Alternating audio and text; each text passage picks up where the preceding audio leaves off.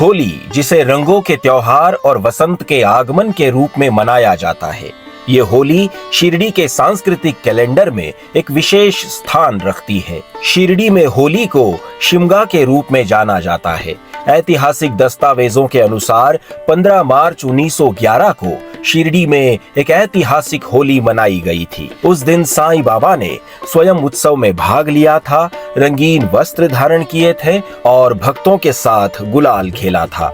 शिरडी में एक और विशेष परंपरा रंग पंचमी की है, जो होली के 5 दिन बाद मनाई जाती है। इस बार ये 8 मार्च 2026 को मनाई जाएगी। इस दिन बाबा के स्वर्ण रथ की भव्य शोभा यात्रा निकाली जाती है और समाधि मंदिर के परिसर को सुंदर रंगोलियों से सजाया जाता है। आज शिरडी में साईं बाबा संस्थान द्वारा होली मनाई गई। इस अवसर पर मंदिर में फूलों की सुंदर सजावट की गई थी। 23 फरवरी से 2 मार्च के सप्ताह के दौरान शिरडी में कई महत्वपूर्ण घटनाक्रम देखे गए, जो पारंपरिक अनुष्ठानों, अत्याधुनिक चिकित्सा विज्ञान और कॉर्पोरेट सामाजिक उत्तरदायित्व CSR के बीच एक अनूठे संतुलन को दर्शाते हैं। 23 फरवरी 2026 को श्री साईं बाबा संस्थान को वाहनों का एक महत्वपूर्ण बेड़ा दान स्वरूप प्राप्त हुआ। यह दान TVS मोटर कंपनी और उसके कोपरगांव स्थित डीलर साई सेवा मोटर्स द्वारा प्रदान किया गया है, जिसका कुल मूल्य लगभग 9.5 लाख रुपए है। इसमें premium Apache RTX 310, TVS orbiter EV, TVS Ntorq 150 और 3 व्हीलर कार्गो शामिल है। यह दान न केवल धार्मिक समर्पण का प्रतीक है, बल्कि मंदिर के रोजाना के प्रबंधन और भक्त सेवाओं को सुव्यवस्थित करने की दिशा में एक बड़ा कदम है।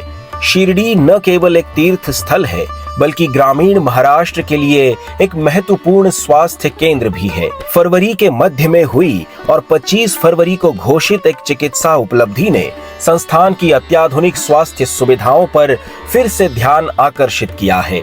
कोपरगांव की 27 वर्षीय निकिता गायकवाड़ को प्रसव के बाद पेट में असहनीय दर्द और भारी सूजन का अनुभव हुआ।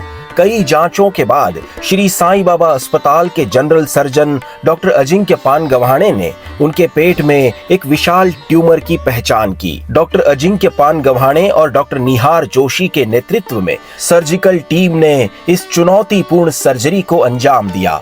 ट्यूमर का वजन लगभग 4 किलोग्राम था, जो कि एक दुर्लभ और जानलेवा स्थिति थी। अस्पताल में उपलब्ध आधुनिक लैप्रोस्कोपिक और साइटोरिडक्टिव तकनीकों का उपयोग किया गया, जिससे रक्त की हानि न्यूनतम रही। सर्जरी सफल रही और निकिता को 25 फरवरी तक पूर्ण स्वास्थ्य लाभ के साथ डिस्चार्ज कर दिया गया। शिरडी के धर्मार्थ अस्पताल अब जटिल ऑन्कोलॉजिकल सर्जरी करने में सक्षम है, जिससे स्थानीय निवासियों को पुणे या मुंबई जैसे बड़े शहरों में जाने की आवश्यकता नहीं पड़ती।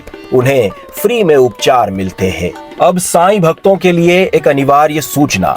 कल यानी मंगलवार 3 मार्च को इस वर्ष का पहला खगरास चंद्र ग्रहण होने जा रहा है। खगोलीय दृष्टि से इसे ब्लड मून कहा जा रहा है। शिरडी आने वाले भक्तों के लिए दर्शन समय में कुछ बदलाव किए गए हैं।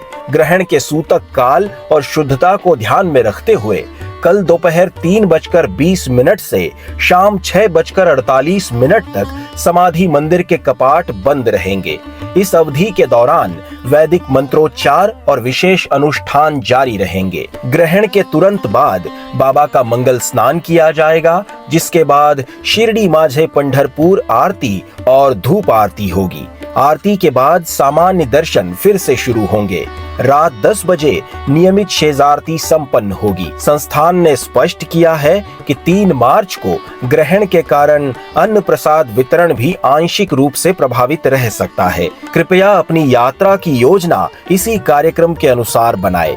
27 फरवरी 2026 को गोवा के सार्वजनिक निर्माण विभाग और बंदरगाह मंत्री श्री दिगंबर कामत ने सपरिवार शिरडी का दौरा किया। उन्होंने साईं बाबा की समाधि के दर्शन किए और विधिवत पूजा अर्चना की। दर्शन के बाद CEO गोरक्ष गाड़ीकर ने उन्हें सम्मानित किया। मौसम की बात करें तो शिरडी में गर्मी ने समय से पहले दस्तक दे दी है। दोपहर में तापमान 35 डिग्री के पार पहुंच रहा है, इसलिए अपनी यात्रा में हाइड्रेटेड रहे। संस्थान ने पेयजल की व्यवस्था बढ़ाने और प्रतीक्षालयों में कूलिंग सिस्टम लगाने के निर्देश दिए हैं। तो ये था पिछले पूरे हफ्ते का शिरडी अपडेट। अपनी राय या सवाल कमेंट्स में लिखें, वीडियो को लाइक करें और इसे शेयर करके दुनिया भर के तमाम साईं भक्तों तक इसे पहुंचाएं। बाबा की पूजा सामग्री से जुड़ी कोई भी चीज शिरडी साईं दरबार से अपने घर मंगाने के लिए हमारी sainkedivane.com इस वेबसाइट को आज ही विजिट करें। मिलते हैं अगले वीडियो में, अपना ख्याल रखें। ओम साई राम।